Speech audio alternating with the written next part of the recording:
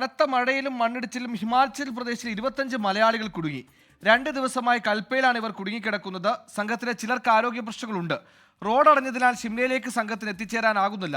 അജീഷ് കുമാർ ഡൽഹിയിൽ ചെന്നു. അജീഷ്, എന്താണ് നമുക്ക് മനസ്സിലാക്കാൻ കഴിയുന്നത്? ഇവർ ഒരുമിച്ച് വിനോദസഞ്ചാരത്തിന് പോയവരാണോ എന്നാണ് നമുക്ക് ഇവരിൽ നിന്ന് ഏറ്റവും ഒടുക്കം ലഭിക്കുന്ന അപ്ഡേറ്റുകൾ. ഇവർക്ക് ഇപ്പോൾ പുറം ലോകവുമായി കമ്മ്യൂണിക്കേറ്റ് ചെയ്യാൻ പറ്റുന്നുണ്ട്, പക്ഷേ ഈ മെയിൻ റോഡിലേക്ക് എത്താനാകുന്നില്ല എന്നുള്ളതാണോ നിലവിലെ സ്ഥിതി?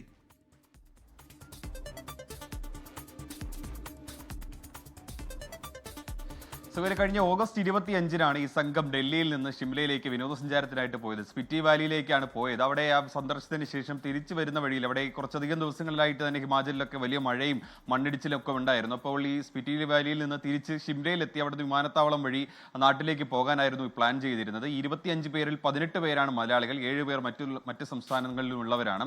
ഇവർ ഈ വരുന്ന വഴിയിൽ കനത്ത മഴയും ഒപ്പം തന്നെ മണ്ണിടിച്ചിലും ഉണ്ടായി. പോകുന്ന വഴിയിലെ റോഡുകൾ മൊത്തവും അടഞ്ഞു. അങ്ങനെയാണ് ഇവർ ഈ കൽപ്പ എന്ന് പറയുന്ന സ്ഥലത്ത് കുടുങ്ങിയത്. അതൊരു ചെറിയൊരു ഗ്രാമമാണ്, അവിടെ ചെറിയ സൗകര്യങ്ങൾ മാത്രമാണുള്ളത്. ഇപ്പോൾ അവിടെ ഒരു ഹോട്ടലിലാണ് ഈ മലയാളികൾ താമസിക്കുന്നത് എന്നാണ് നമ്മൾ മനസ്സിലാക്കുന്നത്. നമ്മളിപ്പോൾ അവരോട് സംസാരിച്ചിരുന്നു. അവിടെ ഇപ്പോൾ താൽക്കാലികമായിട്ടുള്ള സൗകര്യത്തിനുള്ള ഭക്ഷണവും വെള്ളവും അടക്കമുള്ളതുണ്ട്. പക്ഷേ അത് അധികം ദിവസത്തിന് തികയില്ല എന്നാണ് പറയുന്നത്. ഇവരുടെ കൂട്ടത്തിൽ രോഗികൾ അടക്കമുള്ളവരുണ്ട്. ഇവർക്കൊക്കെ അവിടുത്തെ ഈ ഓക്സിജൻ ലെവലിന്റെ കുറവ് പോലും വലിയ രീതിയിൽ ബാധിക്കുന്നുണ്ട്.